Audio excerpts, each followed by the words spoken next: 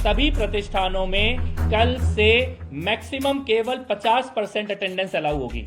दिल्ली सरकार के नए फैसले के बाद गुरुवार से एनआरसी की करीब 12 लाख गाड़ियों की दिल्ली में एंट्री बैन हो जाएगी। इनमें गुरुग्राम, नोएडा और गाजियाबाद की वे सभी गाड़ियां शामिल हैं जिनके पास BS6 मानक नहीं है।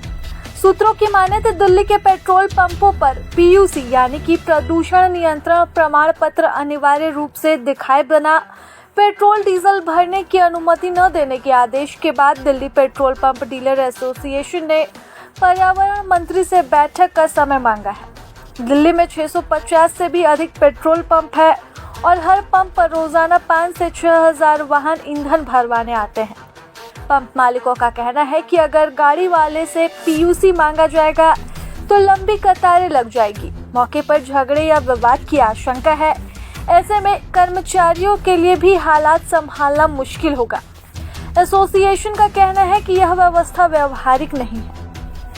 आपको बताते चले कि दिल्ली में कुछ समय पहले ही 10 से 15 साल पुरानी गाड़ियों को चिन्हित करने के लिए पेट्रोल पंपों पर ऑटोमेटिक नंबर प्लेट रिकॉग्नाइजेशन कैमरे लगाए गए थे, लेकिन 2 दिनों के भीतर ही सिस्टम हटाना पड़ा क्योंकि इसका पालन करवाना मुश्किल हो रहा था।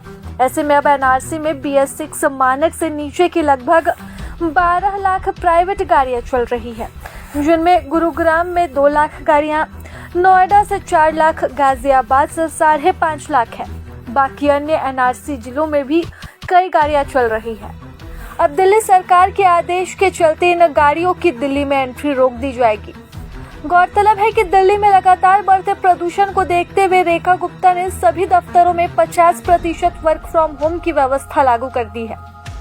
एक दिन पहले सरकार ने फैसला किया था कि जिन वाहनों के पास नो पॉल्यूशन सर्टिफिकेट नहीं होगा उन्हें पेट्रोल और डीजल नहीं मिलेगा।